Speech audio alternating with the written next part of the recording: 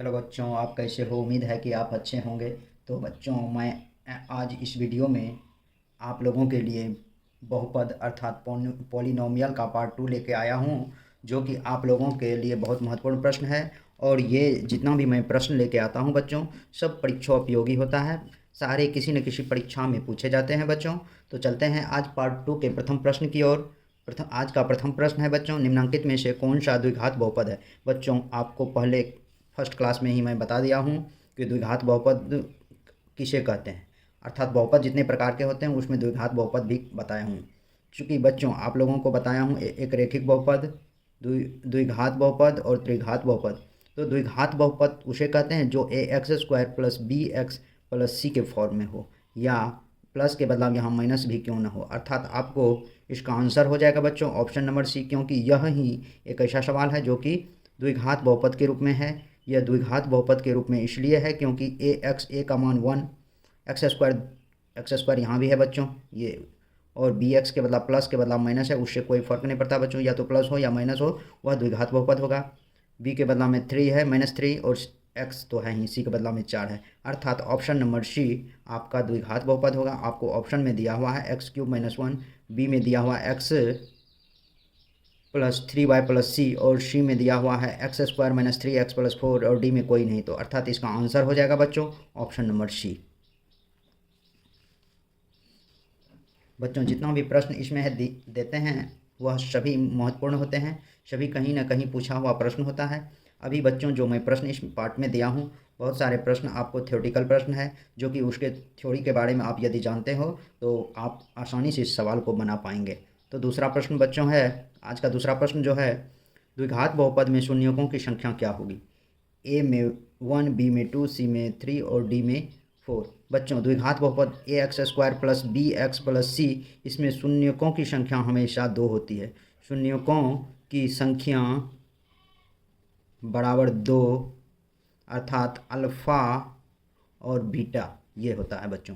अर्थात 1 का सॉरी बच्चों, अर्थात 2 का आंसर हो जाएगा ऑप्शन नंबर बी। 2 से अधिक इसका शून्यक नहीं होगा बच्चों, इसीलिए 2 का आंसर हो जाएगा बच्चों ऑप्शन नंबर बी। नेक्स्ट प्रश्न है बच्चों प्रश्न नंबर 3। प्रश्न नंबर 3 है, यह भी प्रश्न आपको थ्योरेटिकल ही है बच्चों। तो प्रश्न नंबर 3 देख लें, किसी बहुपद के सभी गुणांक शून्य हो तो उसे क्या कहते हैं? ए में शून्य बहुपद, बी में एक चर वाला बहुपद, सी में द्विघातीय बहुपद, डी में त्रिघातीय बहुपद। बच्चों कह रहा बहुपद के सभी गुणांक, मान लीजिए कि ये ए एक्स प्लस बी ही है, a x square plus b x है, कहता है बहुपद के सभी गुणांक शून्य है। तो ये बहुपद है, इसके सभी गुणांक शून्य है, तो ए इंटू शून्य का स्क्वायर प्लस बी इंटू शून्य, तो यह हो जाएगा बच्चों ए इंटू शून्य प्लस बी इंटू शून्य मतलब शून्य, ये भी हो जाएगा शून्य, अर्थात शून्य, ये हमेशा आपको शून्य ही होगा बच्चों। अर्थात 3 का आंसर हो जाएगा बच्चों ऑप्शन नंबर ए। नेक्स्ट प्रश्न है बच्चों प्रश्न नंबर 4। दिया है शून्य बहुपद का घात क्या होगा? बच्चों ए में 1, बी में अपरिभाषित, सी में 2 और डी में 3। बच्चों कह रहा है कि शून्य बहुपद का घात क्या होगा। तो बच्चों एक बात ध्यान रखिएगा कि शून्य बहुपद का घात, शून्य याद रखिएगा, शून्य बहुपद का घात या तो अपरिभाषित होगा बच्चों, या ऋणात्मक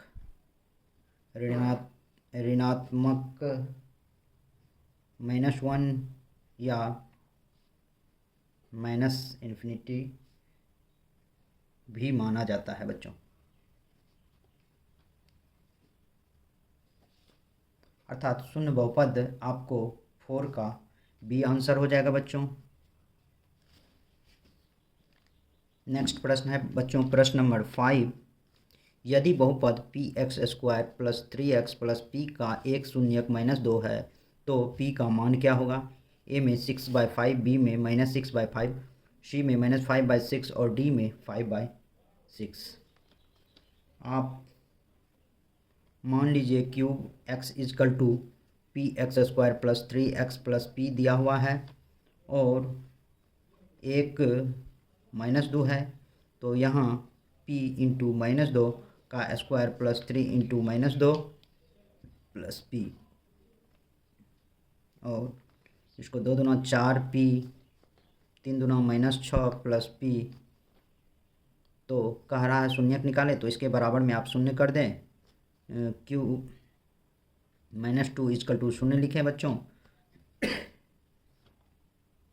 शून्य is equal to 5p 4p plus p 5p -6, 5p इधर 5p यहाँ है, इस साइड आएगा -6 तो प्लस में हो जाएगा बच्चों। Is equal to 5p is equal to 6, देयरफॉर p इजकल टू 6/5 होगा, अर्थात 5 का ऑप्शन नंबर ए हो जाएगा। 6 नंबर प्रश्न है बच्चों, यदि बहुपद x² - 9x प्लस a के मूलों का गुणनफल 8 है तो a का मान क्या होगा। a में -8, b में 8, c में -9 और d में 9। तो बच्चों x² - 9x प्लस a, और इसमें कहा जा रहा है आपको a 1, b बराबर -9, c बराबर a, alpha into beta is equal to c/a होता है बच्चों। तो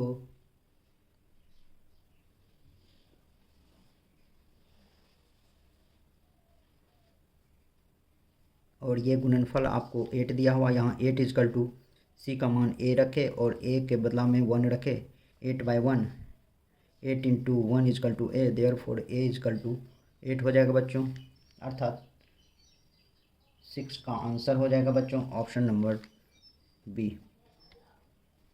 प्रश्न नंबर 7 है, अगर P x is equal to a x plus b का एक शून्यक के है तो के का मान क्या है। ए में -b/a, बी में b/a और सी में a/b, डी में -a/b। पी एक्स ए एक्स प्लस बी दिया हुआ है एक शून्यक, अर्थात पी के इजकल टू ए के प्लस बी लिख दें बच्चों। पी के इजकल टू शून्य दिया हुआ है, ये शून्य इजकल टू ए के प्लस बी, माइनस बी इधर आ जाएगा, ए के होगा, ए के इजकल टू -b, देयरफॉर के इजकल टू -b/a हो जाएगा बच्चों, अर्थात 7 का आंसर ऑप्शन नंबर ए होगा बच्चों। 8 नंबर प्रश्न दिया हुआ है बच्चों, द्विघात बहुपद x² प्लस 3x प्लस 2 के शून्य क्या है। ए में -1, -2, बी में -1, 2, सी में 2, -2 और डी में 1, -2। x² प्लस 3x प्लस 2 दिया हुआ है बच्चों, इसका शून्यक निकालने के लिए आप जो हैं इसको एक गुणनखंड मेथड से और दूसरा x बराबर a is equal to 1, b is equal to 3 और c इजकल टू 2 रख के x बराबर -b plus minus √b² - 4ac/2a के तहत बना सकते हैं, -3 प्लस माइनस √3 का square minus 4 into 1 into 2/2 into 1, ये -3 plus minus 9 -8/2 is equal to -3 plus minus √1/2। इसको आप -3 प्लस माइनस 1/2 बराबर -3 प्लस 1/2 -2/2 1, -3 में से 1 गया -2 तो यहाँ -1 हो गया। दूसरा -3 - 1/2, -3 और -2 जुटेगा तो -4 हो जाएगा बच्चों।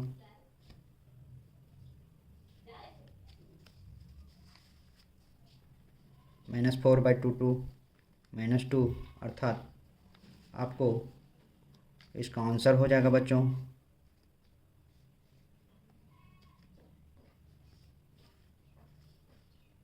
मूल या शून्यक बराबर -1, -2 आंसर। तो 8 का आंसर हो जाएगा बच्चों ऑप्शन नंबर ए।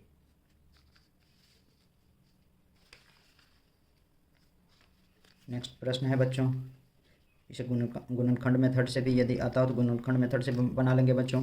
नेक्स्ट प्रश्न है 9 नंबर, द्विघात बहुपद x² - 2 के शून्य क्या है? ए में 2,2, बी में -√2,2 और सी में -2, और डी में -√2, -√2। यहाँ लिखे x² - 2 = 0 लिख दे बच्चों, या इसे px = x² - 2 लिख सकते हैं। px = भी 0 मान सकते हैं। 0 = x² - 2, x² = 2, देयरफॉर x बराबर √100 + -2, x बराबर में 2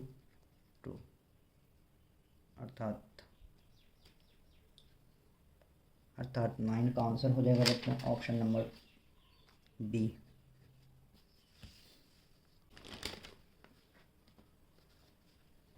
आज का नेक्स्ट और लास्ट प्रश्न है बच्चों, द्विघात बहुपद 2x² + 5x - 12 के शून्य क्या है? ए में -3,4, बी में 4,3/2, सी में -4,3/2 और डी में -3/2,4/3।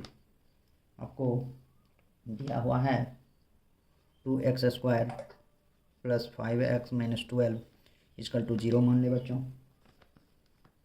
इसको गुणनखंड मेथड से बनाएंगे तो 2x², चूँकि इस दोनों को मल्टीप्लाई करेंगे तो 24 होगा बच्चों। इसको तोड़ेंगे 8x, ये 24x² माइनस में आया, इसको 8x - 3x - 12 = 0 लिखेंगे बच्चों।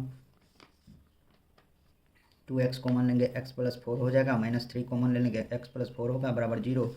2x - 3 x + 4 इसका गुणनखंड होगा बच्चों, चूँकि x + 4 = 0, देयरफॉर x = -4 होगा। 2x - 3 = 0, 2x = 3, therefore x = 3/2। इसी को बच्चों आपको गुणनखंड ये इसका मूल वैसे हो जाएगा, अर्थात शून्य = हो जाएगा बच्चों -4 3/2। इस मेथड से आप लोगों को यदि नहीं आप टूटेगा तो आप जो है दूसरे मेथड से इस तरह से बना लेंगे बच्चों। यहाँ a = 2, b = 5, c = -12 दिया हुआ है। इस इक्वेशन से बच्चों x बराबर लिखेंगे -b + -√100 b² - 4ac/2a = -5 + -√100 5 का स्क्वायर -2 × 12, सॉरी बच्चों -12 होगा बाय 2 × 2 अर्थात -5 + -√100 25 माइनस इंटू माइनस प्लस 12 चौके 48 बटे 4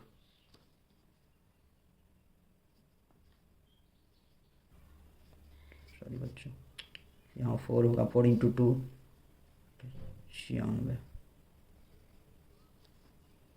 ये 4 दूना 12 96 होगा बच्चों अर्थात 6 5 11 9 11 -5 + -√121/4 = -5 + -11/4 एक बार -5 + 11/4 तो ये हो जाएगा बच्चों 6/4 3 × 6 3/2 एक हो गया -5 - 11/4 अर्थात आपको -16/4 4 चौके 16 अर्थात -4 और 3/2 आ गया बच्चों अर्थात आपको 10 का आंसर हो जाएगा बच्चों ऑप्शन नंबर सी। तो बच्चों आज के वीडियो में बस इतना ही। मेरे YouTube चैनल पर बने रहने के लिए आप लोगों को बहुत बहुत धन्यवाद तथा मेरे इस प्रकार के वीडियो को देखने के लिए मेरा चैनल को ज़रूर से ज़रूर सब्सक्राइब करें बच्चों। तो बच्चों बहुत बहुत